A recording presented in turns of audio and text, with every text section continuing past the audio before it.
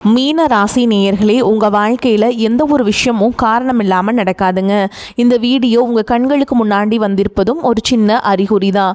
நீங்கள் சமீப காலமாக யோசிச்சுட்ருக்கும் விஷயங்கள், அதுக்கான பதில் தேற்ற அந்த மனசு, இது எல்லாம் வீணாக போகலை. என்ன நடக்க போகுது, நான் சரியான பாதையில் தானா இருக்கேன்னு உங்களுக்குள்ள எழும் கேள்விகள், அதுக்கான விளக்கம் இங்கே ஆரம்பம் ஆகுது. வாழ்க்கை கொஞ்சம் மெதுவாக போகிற மாதிரி தோணலாம், ஆனால் அது நின்று போகலை. அது உங்களை சரியான நேரத்துக்கும் சரியான இடத்துக்கும் கொண்டு போய்கிட்டே இருக்கு. இந்த நேரத்தில் ஒரு சின்ன விஷயம் செய்யணும். தினமும் காலையில் உங்கள் குலதெய்வத்துக்கு ஒரு விளக்கேத்துங்க. அந்த ஒளி உங்கள் வாழ்க்கையில் இருக்கக்கூடிய குழப்பத்தையும் இருளையும் அகற்றும். நம்பிக்கையோடு அந்த ஒரு அடியை எடுத்து வைங்க. பரமசிவனின் கருணை உங்களை பாதுகாக்குது. முருகப்பெருமானின் அருள் உங்களுக்கு துணை நிற்குது. இனி நீங்கள் எடுக்கும் ஒவ்வொரு முடிவும் உங்களை வெளிச்சம் இருக்கும் பாதைக்கு தான் கூட்டிச் செல்லும். அதனால் பயப்படாதீங்க, அமைதியாக இருங்க, நம்பிக்கையை மட்டும் விற்றாதீங்க. நேரம் உங்கள் பக்கம் திரும்புகிற நேரம் இதுதான். ஓம் நமச்சிவாய, ஓம் முருகா போற்றின்னு கமெண்ட் பாக்ஸில் பதிவிடுங்க. இப்போ உங்கள் ராசிக்கான பலனை பார்க்கலாம் வாங்க, வீடியோக்குள்ளே போகலாம். மீன ராசிக்காரர்களே, உயிர் போனாலும் இனி வரக்கூடிய நாட்களில் இந்த 3 இடங்களுக்கு மட்டும் தவறுதலாக கூட செல்ல வேண்டாம்.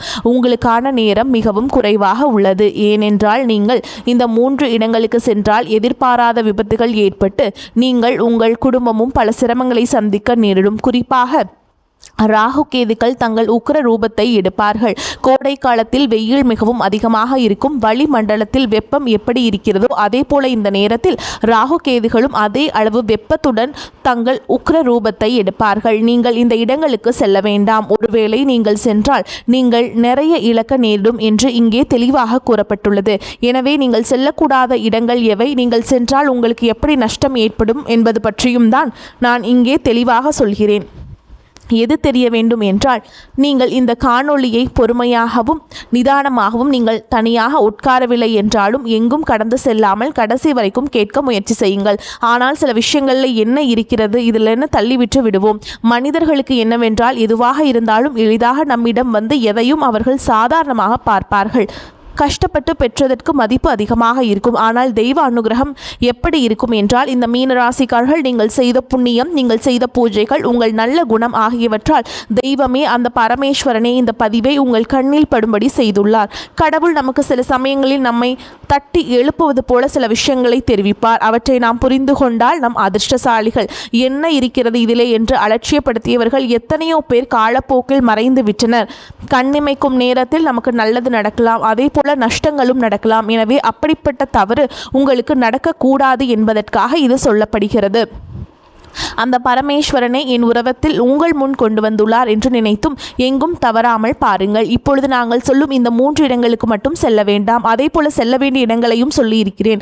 அங்கு சென்றால் இனி வரக்கூடிய நாட்களில் உங்களுக்கு நன்றாக அமையும். அதே போல் இந்த காணொளியை பார்ப்பதற்கு முன் ஓம் நமச்சிவாய என்று கருத்துக்களை பதிவிடுங்கள். தயவு செய்து இந்த பதிவிற்கு உங்கள் ஆதரவை தாருங்கள்.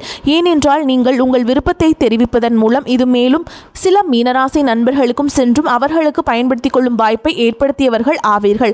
அதன் மூலம் அந்த பரமேஸ்வரன் உங்களுக்கு ஏதோ ஒரு ரூபத்தில் நிச்சயமாக உதவி செய்வார். ஒருவரின் ஆதரவு 4 நண்பர்களுக்கு சென்றடைய உதவியாக இருக்கும். அவர்களையும் அவர்களின் குடும்பத்தையும் நீங்கள் காப்பாற்றியவர்கள் ஆவீர்கள் என்பதால் உங்கள் ஆதரவை தாருங்கள். இனி தாமதிக்காமல் விஷயத்திற்குள் செல்வோம். மீனராசி என்பது ராசி சக்கரத்தின் 12வது மற்றும் இறுதி ராசி. மீனராசியின் அதிபதி முழு சுப கிரகமான குரு பகவான் ஆவார். பூரட்டாதி நட்சத்திரம் 4ஆம் பாதம், உத்திரட்டாதி நட்சத்திரம் 1ஆம் பாதம், 2ஆம் பாதம், 3ஆம் பாதம், 4ஆம் பாதம், ரேவதி நட்சத்திரம் 1ஆம் பாதம், 2ஆம் பாதம், 3ஆம் பாதம், 4ஆம் பாதங்களில் பிறந்தவர்கள் இந்த மீனராசியை சேர்ந்தவர்கள். இந்த மீனராசிக்காரர்களை நாம் பார்த்தால் அவர்கள் இயல்பாகவே மிகவும் மென்மையானவர்கள், இரக்க குணம் கொண்டவர்கள் மற்றும் ஆழமான ஆன்மீக சிந்தனை படைத்தவர்கள். குரு பகவானின் ஆதிக்கம் இருப்பதால் இவர்களுக்கு எப்பொழுதும் மற்றவர்களுக்கு உதவி செய்ய வேண்டும் என்ற எண்ணம் மேலோங்கி இருக்கும். கடல் எப்படி ஆழமானதோ அதே போல இவர்களின் மனமும் மிகவும் ஆழமானது. அதில் எண்ணற்ற கற்பனைகளும் சிந்தனைகளும் அலைமோதி கொண்டே இருக்கும். தன்னிடம் உதவி என்று வருபவர்களுக்கு தங்களை வருத்தி கொண்டாவது உதவி செய்யும் மாபெரும் தியாக குணம் இவர்களுக்கு உண்டு. மனிதர்களிடம் இப்போதெல்லாம் மக்கள் எப்படி இருக்கிறார்கள் என்றால், மற்றவர்களின் கஷ்டங்களை கண்டு விலகி செல்பவர்கள் அதிகம். ஆனால் மீனராசிக்காரர்கள் அப்படிப்பட்டவர்கள் அல்ல. இவர்களால் மற்றவர்களிடம் கஷ்டத்தை பொறுத்து கொள்ளவே முடியாது. இவர்களின் வழியை தங்கள் வழியாக நினைத்து கண்ணீர் சிந்துவார்கள். இவர்கள் மிகவும் உள்ளுணர்வு மிக்கவர்கள்.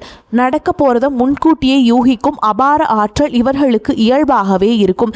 இவர்கள் தங்கள் குடும்பத்தின் மீது அதீத பாசம் விசுவாசம் கொண்டவர்கள். குடும்பத்தின் அமைதிக்காகவும் சந்தோஷத்திற்காகவும் தங்களை முழுமையாக அர்ப்பணித்துக் கொள்வார்கள்.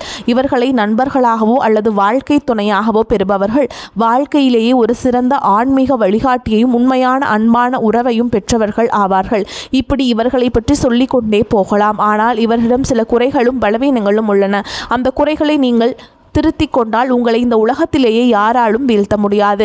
மீன ராசிக்காரர்களிடம் உள்ள மிகப்பெரிய குறை என்னவென்றால் அதீத உணர்ச்சி வசப்படுதலும் மற்றவர்களை எழுதி நம்பி ஏமாந்து போவதும் தான். இவர்கள் உலகத்தில் உள்ள அனைவரையும் தங்களைப் போலவே நல்லவர்கள் என்று நினைத்து கண்மூடித்தனமாக நம்புவார்கள். தகுதியற்ற பலருக்கு தங்கள் நேரத்தையும் உழைப்பையும் பணத்தையும் கொடுத்து ஏமாந்து நிற்பார்கள்.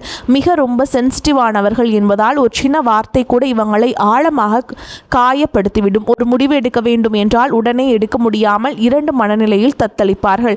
கஷ்டம் வந்தால் அதை எதிர்கொள்வதற்கு பதிலாக அதிலிருந்து தப்பித்து ஓட நினைப்பவர்கள் அல்லது தங்களுக்குள்ளேயே புழுங்கி தவிப்பவர்கள். சில நேரங்களில் அதீத கற்பனையால் நிஜ உலகை மறந்து வாழ்வார்கள்.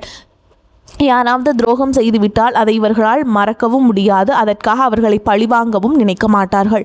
ஆனால் மனதிற்குள் அதை நினைத்து அழுது கொண்டே இருப்பார்கள். எனவே மீனராசிக்காரர்கள், நீங்கள் எல்லாவற்றையும் உங்கள் மனதிற்குள் போட்டு குழப்பிக் கொள்ள வேண்டாம். எல்லோரையும் நம்புவதை நிறுத்துங்கள். உங்கள் கற்பனை உலகத்தை விட்டு வெளியே வந்து நிஜத்தை எதிர்கொள்ள பழகுங்கள். எது நடந்தாலும் அது கடவுளின் விருப்பம் என்று உங்கள் கடமையை மட்டும் உறுதியாக செய்யுங்கள். மற்றவர்களின் பிரச்சனைகளை உங்கள் தலையில் இழுத்து போட்டுக் கொள்வதை தவிர்த்து விட்டாலே உங்கள் வாழ்க்கையிலேயே பாதி பிரச்சனைகள் தீர்ந்து மன அமைதி கிடைக்கும். உங்கள் ஜாதகப்படி கடந்த சில காலமாகவே நீங்கள் ஏழரசனியின் தொடக்க காலத்திலும் ஜென்ம ராகுவின் பிடியிலும் சிக்கி வார்த்தைகளால் விவரிக்க முடியாத பலவிதமான சோதனைகளையும் நெருக்கடிகளையும் கடந்து வந்து கொண்டிருக்கிறீர்கள். ஜென்மத்தில் ராகுவும் 7ஆம் வீட்டில் கேதுவும் சஞ்சரிப்பதால் உடல் நலத்திலும் குடும்ப உறவுகளிலும் பல குழப்பங்களை சந்தித்து வருகிறீர்கள். நீங்கள் உண்மையாக உழைத்தாலும் அதற்கான பலனை வேறு யாரோ அனுபவிப்பது மட்டுமில்லாமல் வீண் விரயங்களும் மன உளைச்சலும் உங்களுக்கு ஏற்பட்டு கொண்டிருக்கிறது. இரவில் தூக்கமின்மை, தேவையற்ற பயம் போன்ற பல போராட்டங்களை நீங்கள் சந்தித்து கொண்டுதான் இருக்கிறீர்கள். இந்த காலகட்டம் உங்களை பல விதங்களில் பட்டை தீட்டி யார் உண்மையானவர்கள் யார் போலியானவர்கள் என்பதை மிக தெளிவாக உங்களுக்கு உணர்த்தியிருக்கிறது.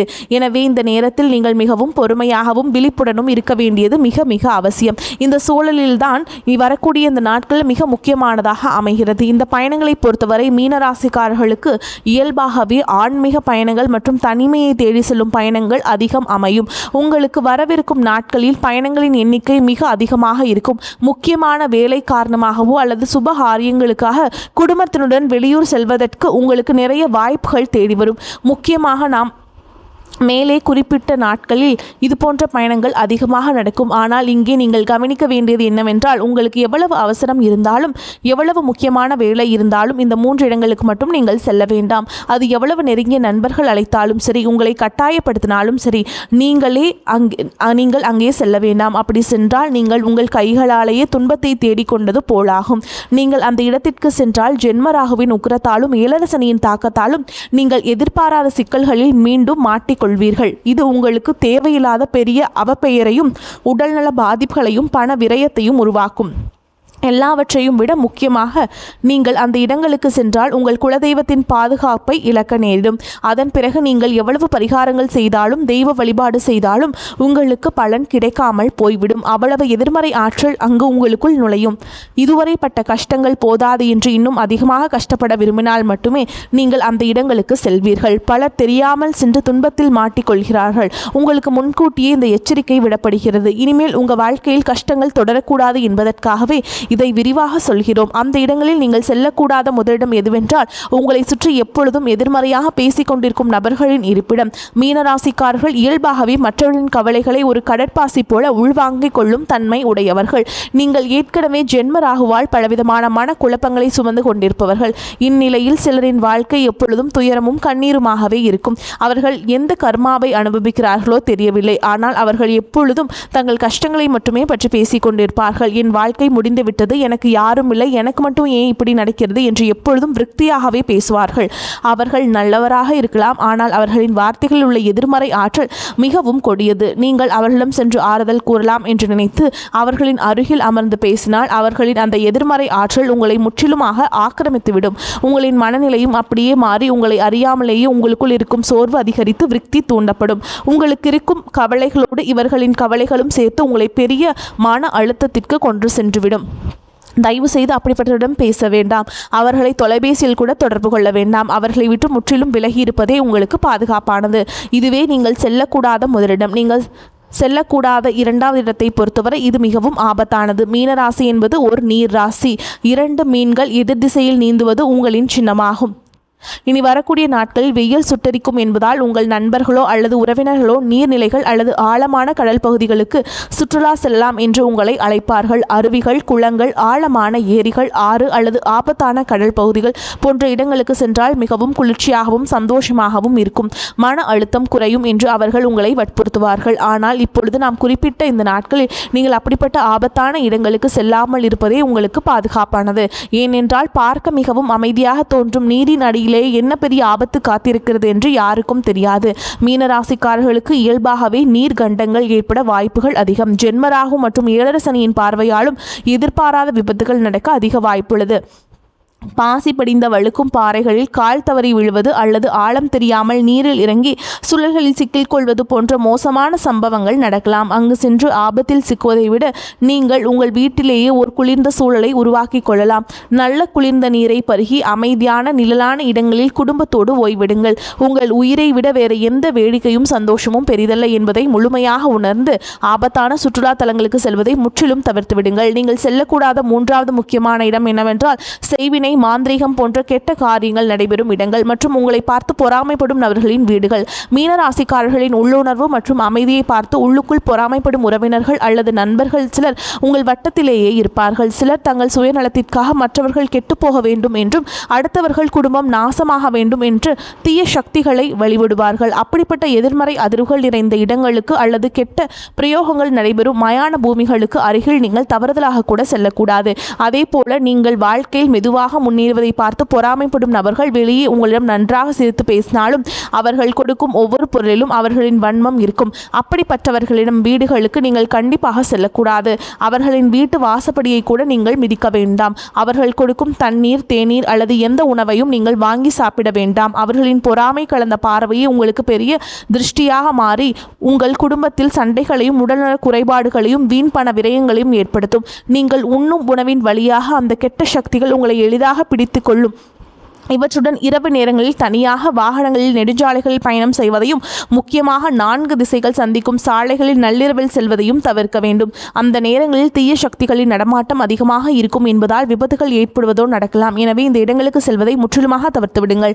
இப்பொழுது நீங்கள் செல்ல வேண்டிய இடங்கள் என்னவென்றால் உங்களுக்கு அருகில் உள்ள மிகவும் பழமையான சிவாலயங்கள், குரு தட்சிணாமூர்த்தி சன்னதிகள் அல்லது சித்தர்கள் ஜீவ சமாதிகளுக்கு செல்வது உங்கள் உயிருக்கும் உடலுக்கும் மிகவும் சிறந்தது. மீனராசியின் அதிபதி குரு பகவான் என்பதால் வியாழக்கிழமைகளில் குரு பகவானையும் சிவபெருமானையும் வழிபாடு செய்வது உங்களுக்கு பெரும் நன்மைகளையும் தரும். பழமையான கோவில்களில் எப்பொழுதும் ஒருவித தெய்வீக அமைதியும் நல்ல குளிர்ச்சியும் நிறைந்திருக்கும். அங்கு சென்ற இறைவனுக்கு குளிர்ந்த நீரால் அபிஷேகம் செய்து மஞ்சள் நிற மலர்களால் அர்ச்சனை செய்து முழு மனதுடன் வழிபாடு செய்யுங்கள். இதனால் ஜென்மராகு மற்றும் சனியால் ஏற்படும் சோதனைகள் குறைந்து உங்கள் மனமும் குளிர்ச்சியடையும். உங்கள் வாழ்க்கையில் உள்ள தடைகள் அனைத்தும் விலகும். இந்த ஏழை எளிய மக்களுக்கும் கல்வி பயிலும் மாணவர்களுக்கும் குளிர்ந்த தண்ணீர், நீர்மோர் அல்லது புத்தகங்களை தானமாக கொடுங்கள்.